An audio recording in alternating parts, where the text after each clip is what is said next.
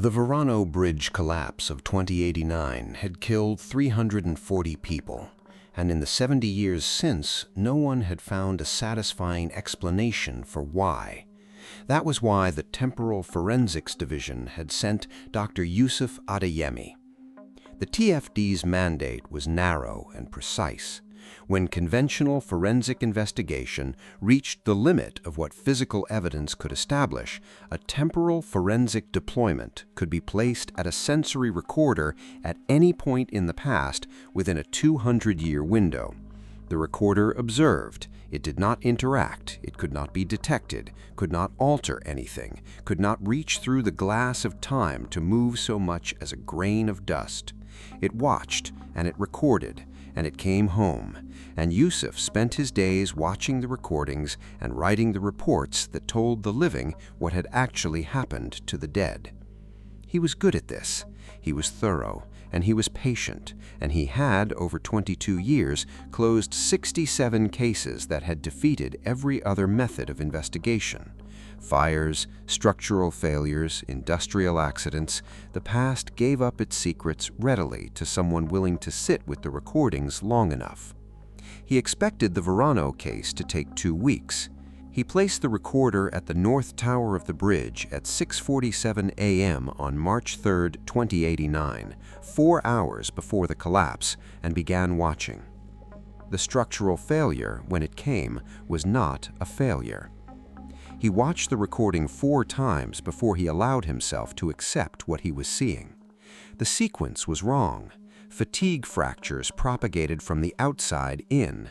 What he was watching propagated from the inside out, from a specific point on the 3rd support column of the North Tower, in a pattern that was geometrically inconsistent with material degradation and geometrically consistent with something that was placed there deliberately, designed to initiate failure under load at a precise and predictable moment. Someone had cut the bridge. Yusuf pulled the recorder back and placed it at the bridge at 3:17 a.m. the night before. He found her in the first hour of footage. She was on the North Tower catwalk, working in the dark with practiced efficiency. She wore a maintenance uniform that was close but not quite right. The reflective strips were the wrong generation, the fabric a weave that wouldn't be commercially available for another decade. She carried equipment he recognized: a molecular shear, a resonance calibrator, a stress point applicator, TFD equipment, not bridge maintenance equipment. She was a time traveler, and she was dismantling the Verano Bridge's structural integrity with the careful precision of someone who had planned this for a very long time. He spent 3 days trying to identify her. Her face matched no record in the 2089 database, which meant she wasn't from 2089. He ran a broader search across the TFD's personnel archive, flagged for faces appearing in retroactive observations, a standard investigative tool, and got a match on the 2nd day. Her name was Dr. Amara Solis, Temporal Forensic Analyst, TFD office in Sao Paulo. Active service record running from 2141 to 2156, at which point her file was marked convicted, 340 counts of negligent homicide, sentence 25 years. She had died in detention in 2171. Her case file was classified. Yusuf stared at the classification block for a long time. Standard TFD classification required a senior authorization code to unseal. He entered his own, a routine step, the kind of thing he did 20 times a day, and the file opened immediately, which should not have happened. His clearance level was not sufficient. He looked at the authorization log.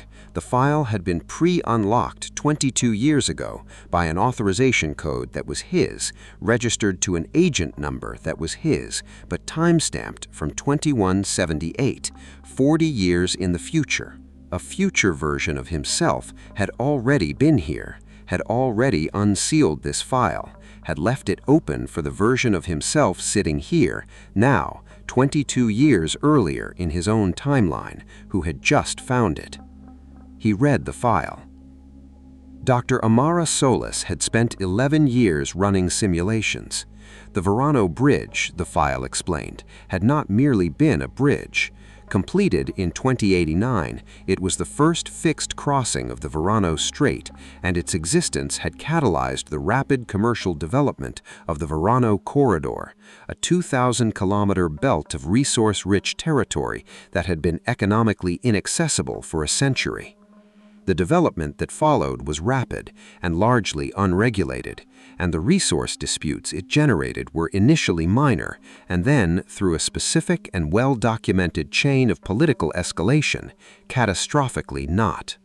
The Verano resource conflict had begun in 2097 and ended in 2109. It had killed 4,200,000 people.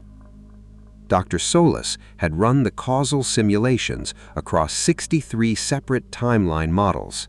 The bridge collapse was the only intervention point that reliably severed the chain.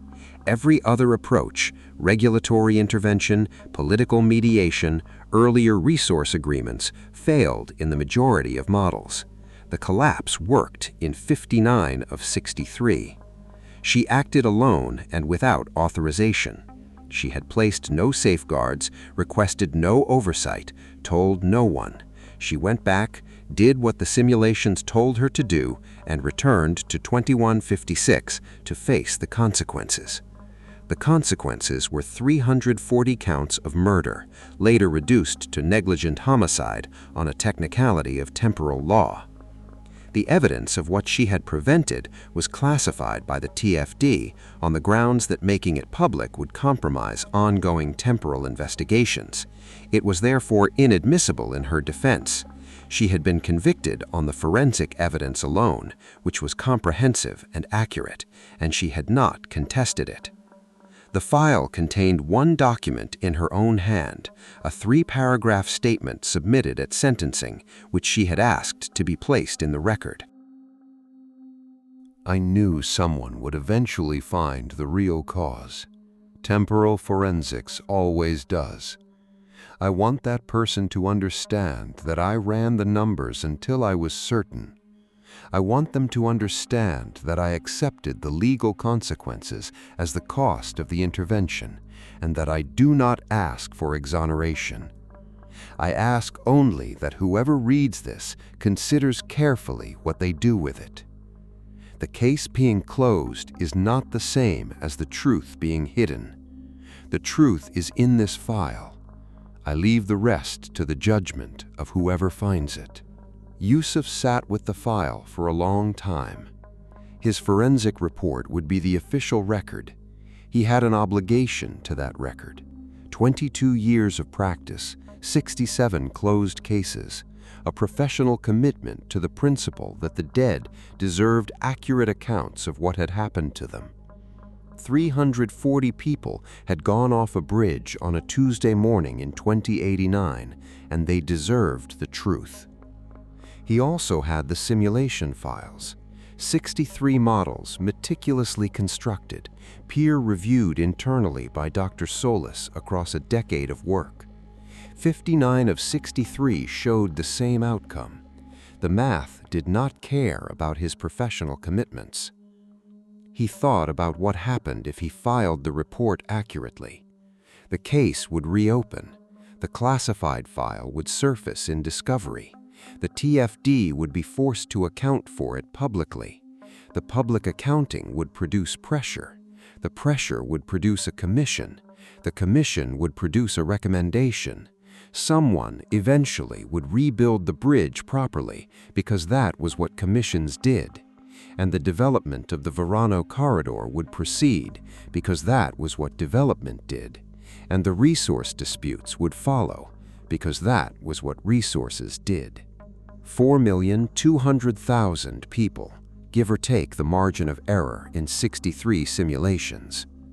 He thought about Dr. Amara Solis, who had run these same numbers alone in a São Paulo office for 11 years and arrived at a conclusion that cost her everything and submitted to that cost without asking for anything except that the person who came after her think carefully. He thought that she must have been very certain to pay that price. He opened the report template. He filled in the fields methodically: site coordinates, date, time of failure, sequence of events, cause. In the cause field, he typed material fatigue, progressive stress fracture, North Tower primary support column, consistent with inadequate maintenance protocols. He filed the report. He closed the case. He wondered, as he shut down his terminal, whether Solis had known, specifically known, the way a good analyst knows things from running the numbers long enough, that the forensic investigator who eventually found her work would make the same choice she had. Whether his complicity had been part of her calculation, whether she had trusted that whoever opened that file would look at the same math she had looked at and reach the same conclusion, whether in some sense she had been right about him before he had been right about himself. He decided it didn't matter. 340 people had died on the Verano Bridge on a Tuesday morning in 2089. The cause was structural failure. The case was closed. The truth was in a classified file that a future version of himself had already decided to leave sealed.